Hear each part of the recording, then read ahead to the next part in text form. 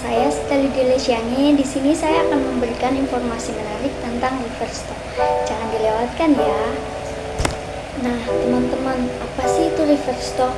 Reverse stock atau penggabungan saham adalah sebuah tindakan korporasi di mana sejumlah saham yang beredar digabungkan menjadi jumlah yang lebih sedikit.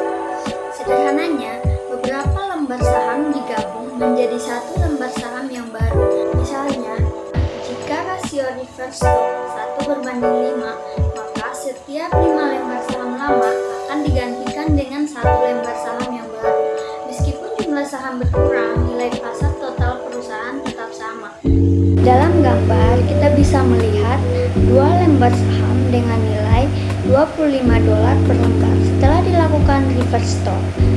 Kedua lembar saham ini digabungkan menjadi satu lembar saham baru dengan nilai $50. Nah, selanjutnya, mengapa sih perusahaan perlu melakukan reverse stock? Yang pertama, untuk meningkatkan harga saham. Jadi, dengan mengurangi jumlah saham beredar, permintaan terhadap saham yang tersisa bisa meningkat sehingga secara teoritis harga saham akan naik. Yang kedua, memahami persyaratan bursa. Beberapa bursa memiliki persyaratan minimum harga saham agar suatu perusahaan bisa terdaftar. Jika harga saham terlalu rendah, perusahaan bisa terancam di delisting.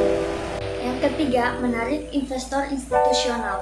Investor institusional seperti dana pensiun atau reksadana seringkali memiliki batasan untuk berinvestasi pada saham dengan harga yang lebih.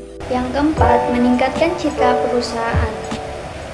Harga saham yang lebih tinggi bisa memberikan kesan bahwa perusahaan tersebut lebih stabil dan menarik bagi investor.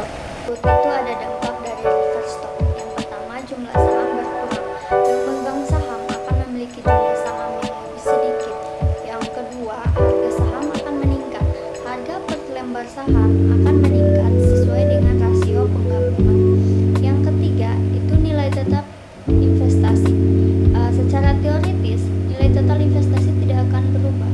Yang terakhir itu ada persepsi pasar. Reverse stock dapat memberikan sinyal positif atau negatif kepada pasar, tergantung pada kinerja perusahaan dan faktor lain. Untuk memahami lebih dalam tentang reverse stock, di sini ada salah satu contoh mengenai perhitungan yang menggunakan reverse stock. Pada tanggal 25 November 2024, Tuan Erik membeli saham BBCA sebanyak 15.000 lot dengan harga Rp50 dengan rasio 1:5. Berapakah saham yang dimiliki oleh Tuan Erik setelah reverse stock? Penyelesaiannya, kita harus menghitung jumlah lot yang didapat terlebih dahulu. Pertama, 15.000 dibagi 5 dikali 1 sama dengan 3.000 lot. Pertanyaannya, berapa harga saham BBCA setelah reverse stock? Yaitu dengan menghitung 50 dibagi 1 dikali 5 sama dengan Rp250. Pertanyaan selanjutnya, nilai saham sebelum reverse stock itu berapa sih? Nah, perhitungannya 15.000 dikali 100 dikali Rp50 sama dengan 75 juta. Ya, selanjutnya berapa sih nilai saham setelah reverse stock? Itu perhitungannya 3.000 dikali 100 dikali Rp250 sama dengan 75 juta. Jadi, nilai saham sebelum dan sesudah reverse stock itu adalah sama. Kesimpulannya, reverse stock adalah alat yang digunakan perusahaan untuk mengubah struktur sahamnya.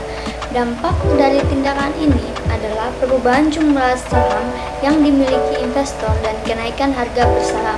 Meskipun nilai per investasi secara keseluruhan seharusnya tetap sama, dampak psikologis dan persepsi pasar terhadap perusahaan dapat mempengaruhi kinerja saham setelah reverse stock. Penting untuk diingat bahwa keputusan melakukan investasi setelah reverse stock harus didasarkan pada analisis yang menyeluruh terhadap kinerja perusahaan dan faktor-faktor fundamental